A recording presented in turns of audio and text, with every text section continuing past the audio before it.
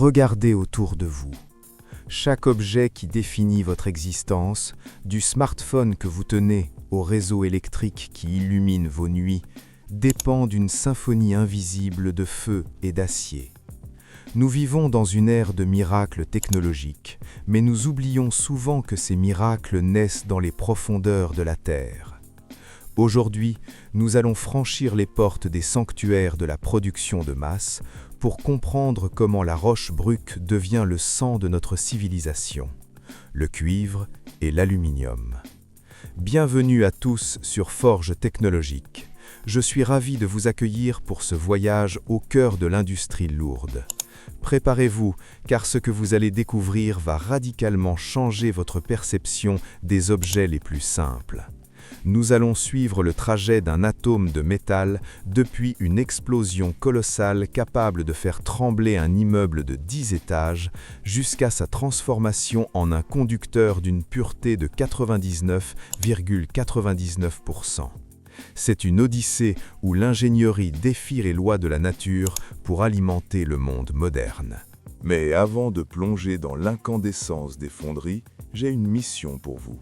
La création de ces documentaires demande une précision d'orfèvre et un soutien constant de notre communauté. Si vous êtes fasciné par la puissance des machines et les secrets de la fabrication, laissez un j'aime dès maintenant pour propulser cette vidéo dans l'algorithme et soutenir la culture industrielle. Abonnez-vous à Forge Technologique et activez la cloche. Ne restez pas un simple spectateur, devenez un initié de la technologie. Dites-moi en commentaire, saviez-vous qu'il faut déplacer 200 tonnes de terre pour obtenir une seule tonne de cuivre? Quel métal vous impressionne le plus par sa polyvalence?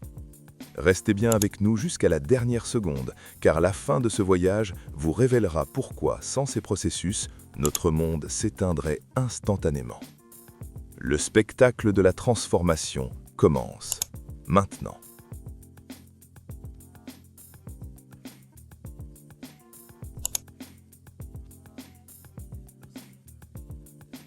Le voyage vers la pureté commence par un acte de défi envers la croûte terrestre. Pour arracher le cuivre à son sommeil millénaire, l'ingénierie moderne doit déployer une force de frappe qui dépasse l'entendement. Imaginez des paysages lunaires, des amphithéâtres de pierre ocre s'enfonçant à plus de 100 mètres de profondeur. C'est ici que le ballet des géants commence. Avant même d'apercevoir une once de métal, les mineurs doivent retirer des montagnes de matériaux stériles, une barrière de roches inutile qui protège le trésor. Le premier acte est une chorégraphie de précision balistique. Des foreuses colossales, véritables gratte-ciels horizontaux, percent la terre avec une insistance méthodique. Elles créent environ 130 trous de mine, chacun plongeant à 16 mètres dans les entrailles du gisement. Pour vous donner une échelle humaine, c'est la hauteur d'un immeuble de 5 étages que l'on creuse dans la roche vive.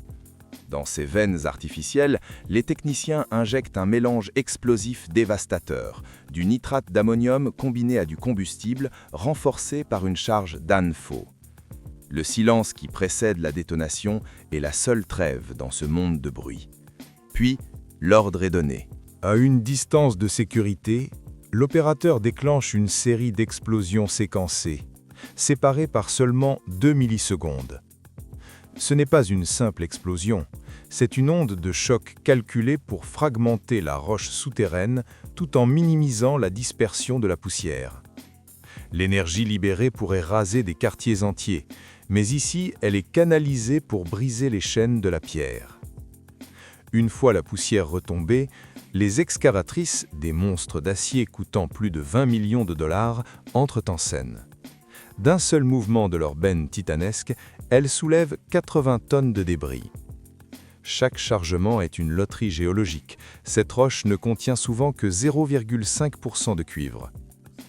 Le transport est assuré par des camions miniers qui redéfinissent la notion de gigantisme. Hauts de 7 mètres, capables de supporter 400 tonnes de charge utile, ils sillonnent la mine sous l'œil vigilant d'un centre de contrôle digne d'une tour de contrôle aéroportuaire. Mais la roche brute n'est que le début. Pour libérer les ions de cuivre, il faut briser la matière à l'échelle microscopique. Le minerai est jeté dans les mâchoires de broyeurs gigantesques. À l'intérieur de ces tambours rotatifs, des sphères d'acier massives s'entrechoquent dans un fracas assourdissant, réduisant les blocs de pierre en une poudre fine, presque impalpable. Si le minerai est de type oxyde, il subit le supplice de l'acide, la lixiviation. Pendant des semaines, une solution d'acide sulfurique s'infiltre à travers des montagnes de minerais empilés, dissolvant le cuivre pour créer une solution chargée d'ions. Cette liqueur bleue est ensuite dirigée vers l'électro-obtention. Là, dans des réservoirs de transfert, on applique un courant électrique continu. Pendant 10 jours, les atomes de cuivre migrent et se déposent sur des cathodes d'acier, formant des plaques de 2,5 cm d'épaisseur avec une pureté qui frise la perfection. Cependant, le défi est encore plus grand pour les minerais de sulfure. Après le broyage, la poudre est mélangée à des réactifs chimiques et à une substance moussante dans des réservoirs de flottation. Des bulles d'air emportent les particules de cuivre vers la surface, créant une mousse riche qui est ensuite filtrée pour obtenir un concentré à 30%. Ce concentré part ensuite dans la fonderie, un royaume de feu où les températures atteignent des sommets volcaniques. Mélangé à du sable de silice, le cuivre fond, se séparant du fer et des impuretés qui flottent comme un laitier incandescent. Après plusieurs passages dans des fours de conversion, on obtient des anodes de cuivre pur à 99%. Ces plaques massives sont refroidies par des jets d'eau, prêtes pour leur ultime transformation dans une raffinerie électrolytique située parfois à des centaines de kilomètres. Le processus pour l'aluminium suit une logique tout aussi titanesque, mais chimiquement différente. Tout commence avec la bauxite, cette terre rouge abondante, mais jalouse de ses secrets. Pour obtenir une seule tonne d'aluminium, il faut transformer 4 tonnes de bauxite. Dans les mines d'Australie ou du Brésil, des tapis roulants sans fin transportent le minerai vers des usines de transformation où la bauxite est réduite en une poudre blanche et cristalline, l'alumine. L'étape finale, l'électrolyse de Hall et Roux, est l'un des sommets de l'industrie humaine. Dans des cuves remplies de cryolite fondu, on injecte un courant électrique d'une intensité inimaginable. L'aluminium est si gourmand en énergie qu'une seule usine peut consommer autant d'électricité qu'une ville de 300 000 foyers. C'est ce courant qui brise les liens atomiques entre l'aluminium et l'oxygène. Le métal pur, liquide et brûlant à 950 degrés Celsius coule au fond de la cuve, d'où il est aspiré toutes les 36 heures. Ce liquide d'argent est alors coulé dans des moules pour former des lingots, des blocs de puissance pure prêts à devenir le squelette d'un Airbus ou le moteur d'une Tesla. Chaque étape, chaque degré de température, chaque ampère de courant est une victoire de l'ingénierie sur la matière brute. C'est une progression logique, implacable, où la technologie transforme la poussière du sol en la structure même de notre avenir. Imaginez un instant que nous puissions réduire notre regard à l'échelle de l'atome. Ce que nous percevons comme des blocs de métal froid et inerte est en réalité le résultat d'une lutte acharnée contre le chaos de la nature. Extraire le cuivre et l'aluminium, c'est un peu comme essayer de retrouver une aiguille spécifique dans une botte de foin de la taille d'une montagne, tout en purifiant chaque brin de paille pour qu'il devienne de l'or. C'est ici que réside la véritable magie de l'industrie, transformer l'insignifiant en indispensable. Le cuivre, ce métal rouge au reflet de feu, est le système nerveux de notre planète. Sans lui, le monde serait plongé dans un silence de mort et une obscurité totale. Sa conductivité n'est pas simplement une propriété physique, c'est une passerelle entre l'imagination humaine et la réalité physique. Chaque fois qu'un courant électrique traverse un fil de cuivre, il parcourt un labyrinthe de cristaux métalliques alignés avec une précision que même la nature n'avait pas prévue. La métaphore est frappante. Le cuivre est à la civilisation ce que les veines sont au corps humain. Il transporte l'énergie, l'information et la vie d'un point A à un point B avec une perte minimale, défiant la résistance même de la matière. Mais attardons-nous sur l'échelle de ce défi. Pour obtenir une seule tonne de ce cuivre pur à 99,99%, il nous faut littéralement déplacer et broyer l'équivalent du poids de 150 voitures citadines en roche brute. C'est une disproportion qui confine à la folie, et pourtant c'est la norme industrielle. C'est comme si pour préparer un seul grain de riz, vous deviez labourer un champ entier. Cette échelle de production de masse témoigne de notre soif insatiable de progrès. Chaque année, l'humanité consomme des millions de tonnes de ce métal, ce qui signifie que nous redessinons physiquement la géographie de la Terre, creusant des cratères si vastes qu'ils sont visibles depuis l'espace. Tout cela pour que vous puissiez recharger votre téléphone en quelques minutes. Passons maintenant à l'aluminium, ce métal que l'on pourrait qualifier de mirage solide. Sa légèreté est une insulte à la gravité. On l'appelle souvent l'électricité figée.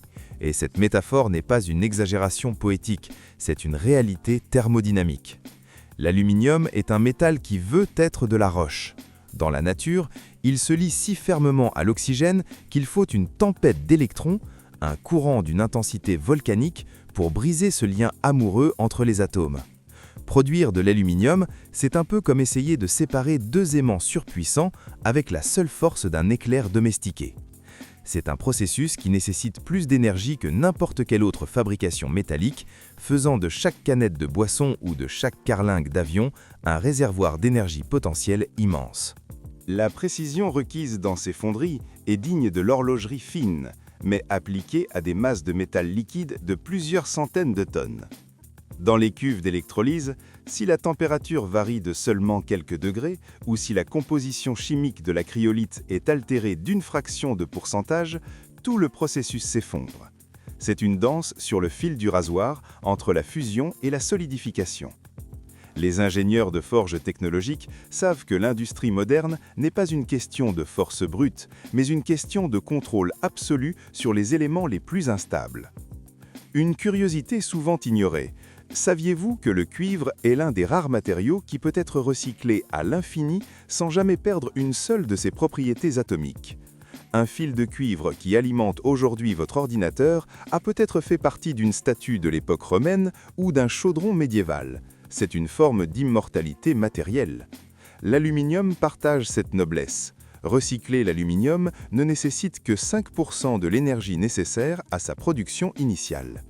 Nous ne créons pas seulement des objets, nous gérons un cycle éternel de matière qui traverse les âges, se réincarnant sans cesse au gré de besoins de notre technologie. Pensez à la résilience de l'aluminium.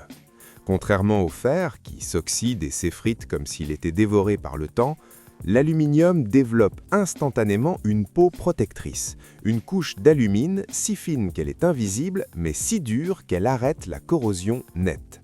C'est le bouclier invisible de la modernité. Cette capacité d'auto-guérison est ce qui permet aux avions de voler à des altitudes où les conditions atmosphériques détruiraient n'importe quel autre matériau commun. C'est une métaphore de l'innovation humaine.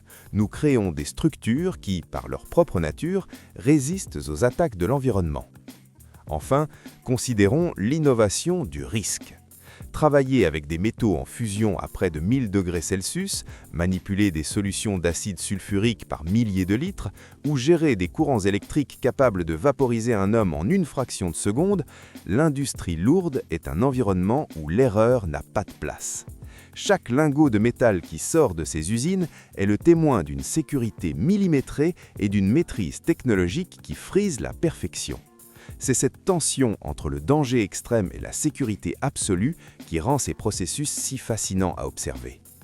En regardant ces coulées de métal incandescent, on ne voit pas seulement de la matière première, on voit le génie de milliers d'années d'alchimie transformé en science rigoureuse. On voit la sueur des mineurs, l'intelligence des ingénieurs et la puissance des machines s'unir pour forger l'avenir. Le cuivre et l'aluminium ne sont pas de simples commodités. Ils sont les piliers invisibles sur lesquels repose tout le poids de notre civilisation numérique et aérospatiale. Sans eux, nous ne serions que des spectateurs impuissants face à la nature. Avec eux, nous en sommes les maîtres architectes. Au terme de ce voyage, une vérité s'impose à nous avec la force d'un impact de presse hydraulique. Rien de ce que nous considérons comme moderne n'existerait sans cette lutte acharnée contre la matière brute.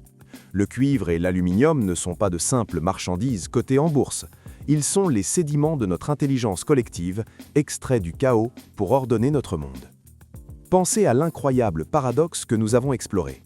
Nous utilisons des explosions capables de raser des montagnes pour que finalement un minuscule fil de cuivre puisse transporter un signal électrique dans votre cerveau artificiel qu'est votre ordinateur.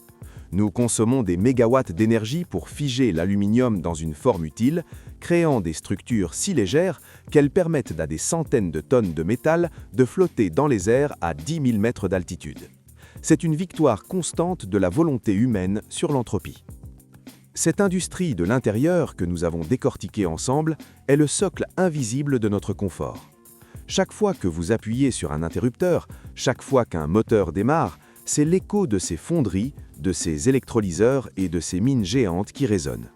Le processus industriel n'est pas une entité froide et déconnectée, c'est un organisme vivant, en constante évolution, qui transforme la géologie en technologie.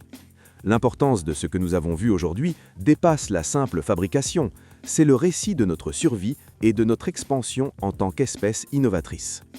Mais cette puissance s'accompagne d'une responsabilité immense. Comme nous l'avons vu, extraire et raffiner ces métaux demande un investissement énergétique et environnemental titanesque.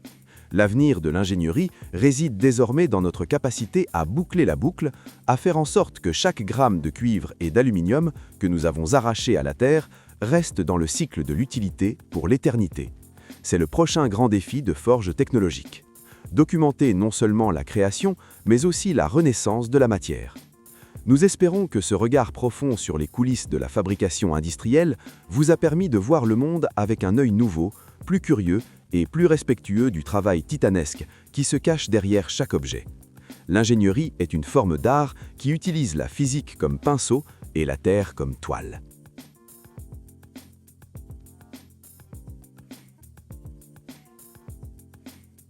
Si cette immersion au cœur du métal vous a captivé, c'est le moment de nous le montrer. Votre engagement est le carburant qui permet à cette chaîne de continuer à produire des contenus d'une telle profondeur. Cliquez sur le bouton « J'aime », c'est un petit geste pour vous, mais une reconnaissance immense pour notre travail de recherche et de production. Abonnez-vous à Forge Technologique, rejoignez notre communauté de passionnés et ne manquez aucune de nos prochaines explorations dans le monde industriel. Partagez votre réflexion. Parmi toutes les étapes techniques que nous avons présentées, laquelle vous a semblé la plus incroyable? Est-ce la puissance des explosions ou la précision de l'électrolyse? Répondez en commentaire, nous lisons chaque message.